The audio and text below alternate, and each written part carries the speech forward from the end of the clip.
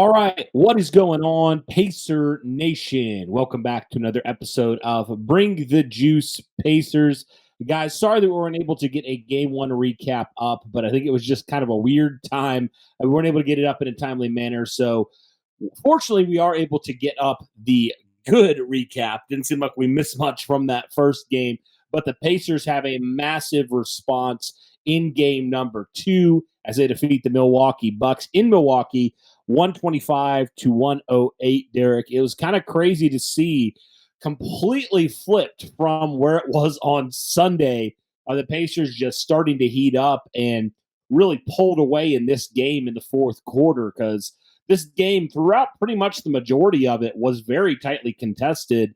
And then obviously Indiana late in the game pulled away and were able to pretty much cruise to victory there in that fourth quarter and win by double digits. So, Derek, obviously you watched the game. I wasn't able to catch the game on Sunday, but man, such a response from the Pacers, and a much needed response after Sunday's frankly disaster of a game for the majority of the game.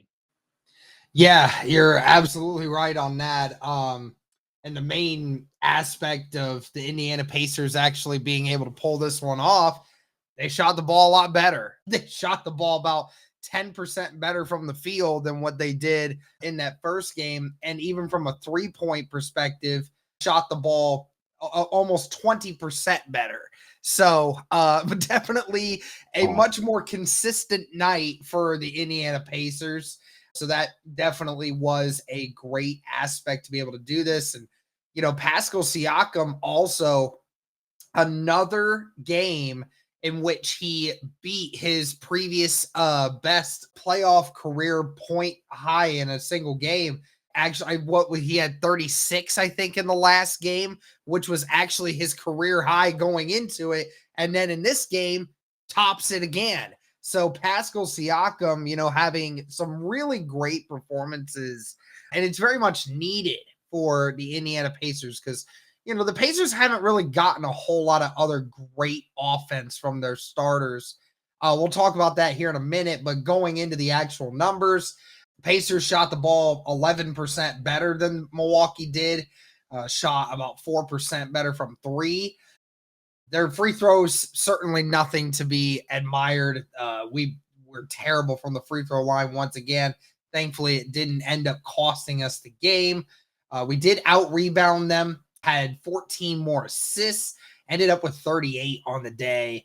Total turnovers had a few less than the Milwaukee Bucks, had a few more fast break points, actually dominated in the paint too.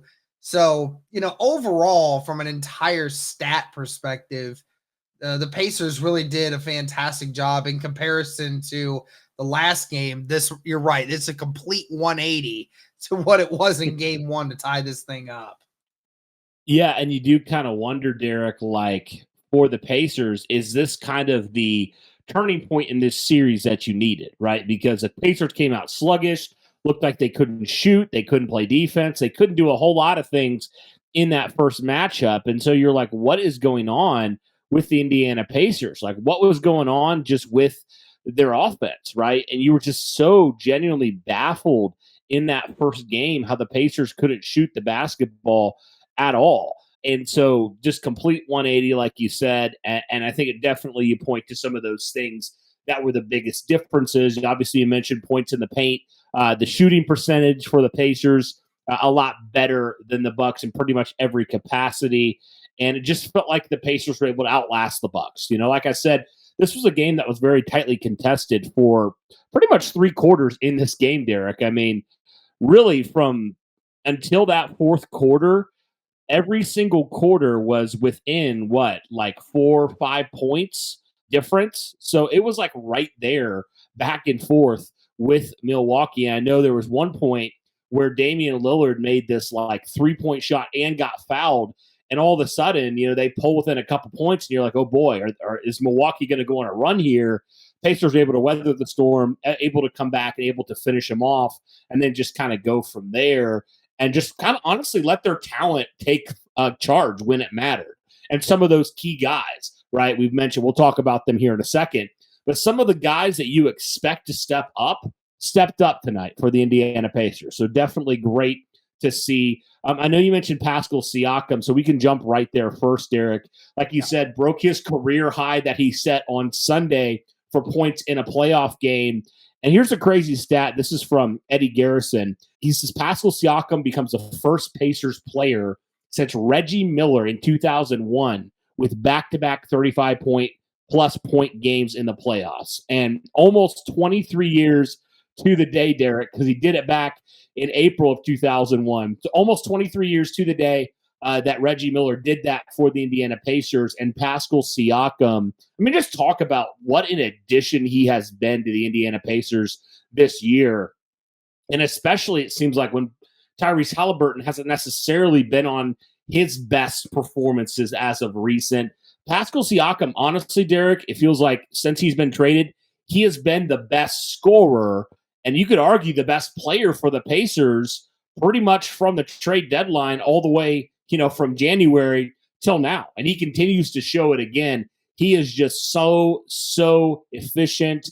And today, again, he did a little bit of everything in this game. Like we mentioned, broke his career high in terms of points, 37 points, 11 rebounds, 6 assists. So, Derek, he not only took the shots, but he was making the shots, and he was passing it around, getting rebounds, doing a little bit of everything. I mean, we just got to first and foremost, before we get into the other players, just applaud again Pascal Siakam for his first 2 games as Indiana Pacer in the playoffs. He has come out, and he has been on fire. Oh, 100%. And you're right. He has been the best player for the Indiana Pacers since joining this team. And these playoff games recently have just confirmed it. I mean, Siakam has fully taken on the role of, I will be the enforcer. I will be the guy on the offensive end that is not afraid to take every shot. And that's what has propelled the Indiana Pacers to what they are right now. And you're right, with Halliburton not taking a back seat in the offensive role over the last few months, and Miles Turner being a little inconsistent from time to time.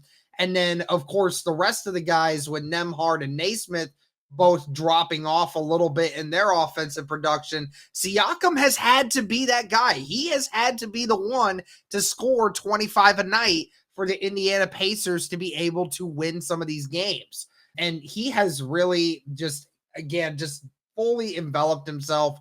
And it has really been awesome to watch. I mean, that might have been his best game of his Indiana Pacers career so far.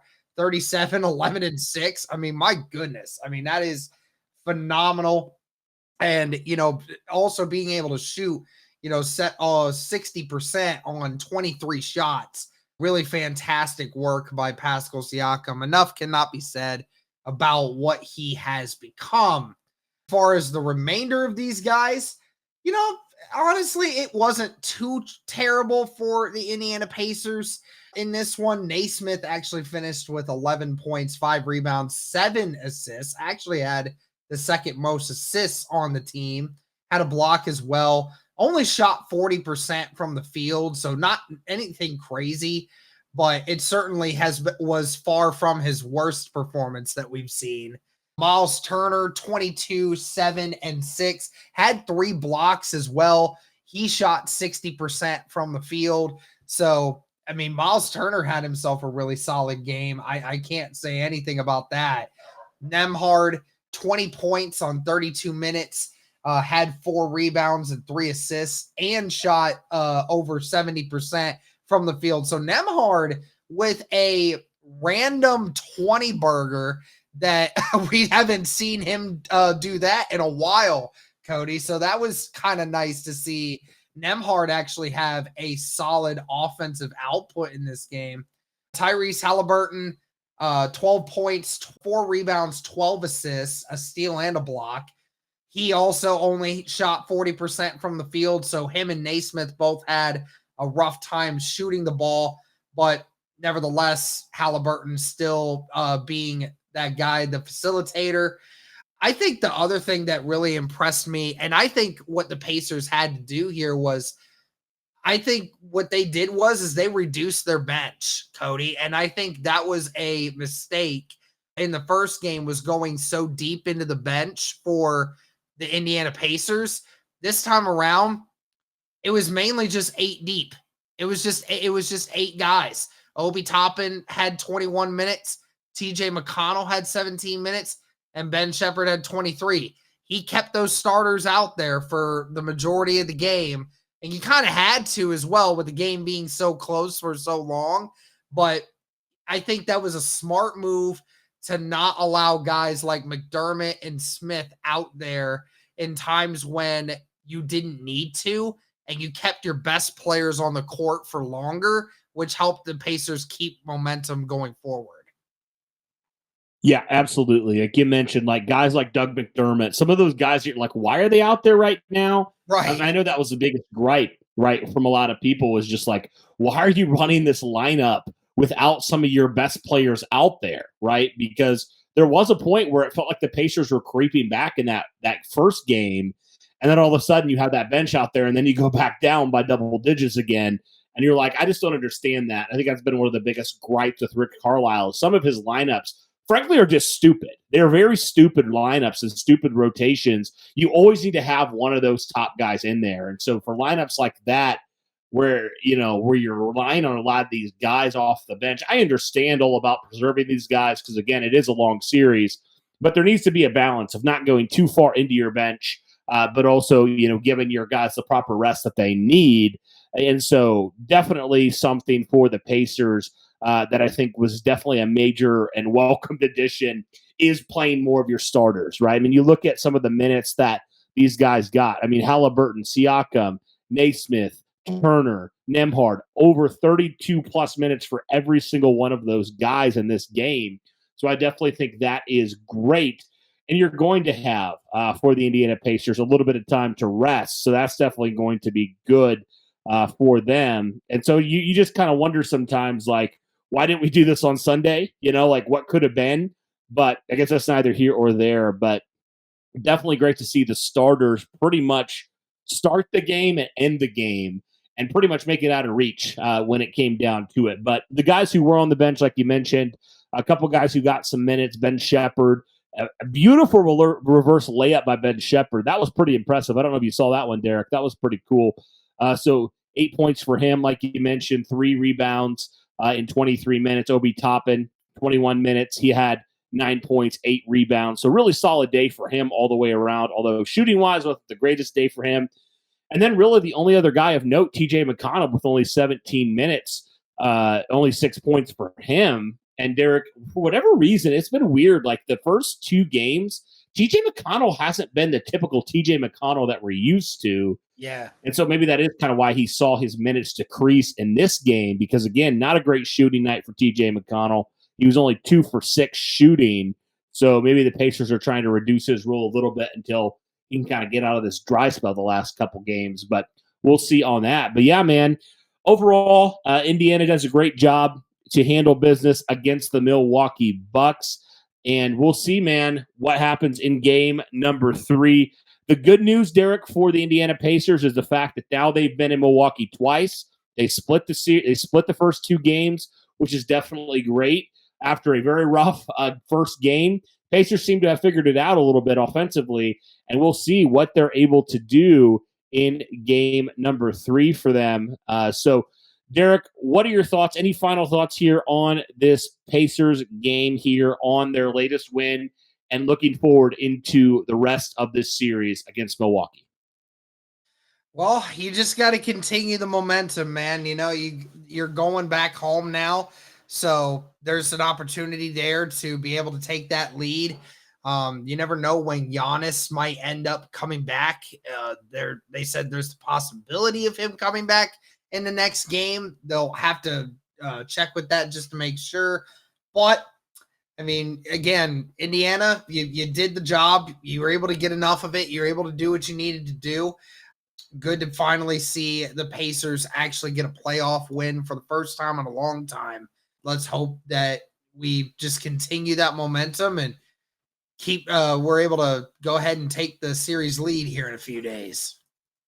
Yes, Pacers back on Friday. First game of the series at home at Gainbridge Fieldhouse. That game will be starting for the Indiana Pacers, their first of a couple home games that they're going to get.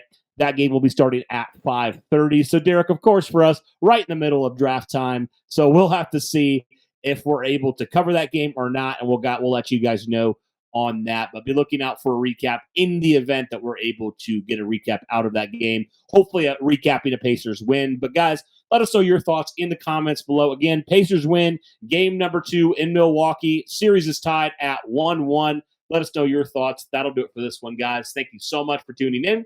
And as always, guys, go Pacers.